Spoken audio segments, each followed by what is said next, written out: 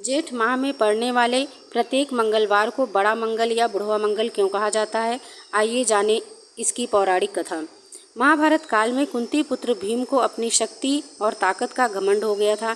ऐसे में भीम को सबक सिखाने के लिए हनुमान जी एक बूढ़े बानर का रूप धर लिए और जिस रास्ते से भीम गुजरने वाले थे वही रास्ते में अपनी पूँछ फैलाकर लेट गए और उनकी पूँछ रास्ते को घेरे हुए थी। भीम उसे लांघ कर जाना नहीं चाहते थे। भीम ने हनुमान जी से कहा कि कृपया आप अपनी पूँछ को रास्ते से हटा लें ताकि मैं आगे जा सकूं। हनुमान जी ने मुस्कुराते हुए कहा, तुम तो खुद ही बलशाली हो और तुम्हारे पास ताकत भी है, तुम मेरी पूँछ हटा करके आगे चले जाओ। भीम इस बात से चिढ़ गए और हनुमान जी की पूँछ को हटाने लगे। पहली बार पूँछ टस से मस नहीं हुई, फिर भी भीम ने पूरी ताकत लगाकर पूँछ को हटानी चाहिए, लेकिन वो पूँछ को हिला भी न सके। हनुमान जी ने भीम के बलशाली होने के घमंड को चकनाचूर कर दिया। तब भीम थककर हार गए। तब उनको यह आभास हुआ कि यह कोई आम व्यक्ति नहीं है।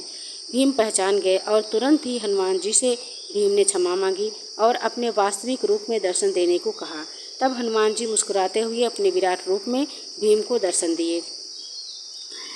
फिर हनुमान जी का आशीर्वाद लेकर भीम वापस लौट आए। इस प्रकार से भीमसेन का घमंड भी भगवान हनुमान जी ने चकनाचूर किया। कहते हैं कि तभी से ज्येष्ठ माह के मंगलवार को बुढ़वा मंगल कहा जाता है, क्योंकि इस दिन हनुमान जी ने बूढ़े का रूप धारण किया था। और इसके बारे में दूसरी कथा यह है कि रामायण काल में जब हनुमान जी सीता जी को खोजते हुए लंका पहुँचे तब रावण ने बंदर कहकर उनका अपमान किया। रावण के इस घमंड को चूर करने के लिए हनुमान जी ने वृद्ध ब्राह्मण का रूप धारण कर लिया और बजरंग बली ने विराट स्वरूप धारण करके अपनी पूँछ से लंका को जला दिया। इससे लंकापति रावण का घमंड भी चूर हुआ। इस मंगलवार के बारे में एक मान्यता यह भी प्रचलित है कि ज्येष्ठ माह के मंगलवार के दिन श्री राम ने बजरंग बली का मिलन हुआ पुरोहित के रूप में, इसलिए इस दिन को बड़ा मंगल कहा जाता है। धार्मिक मान्यता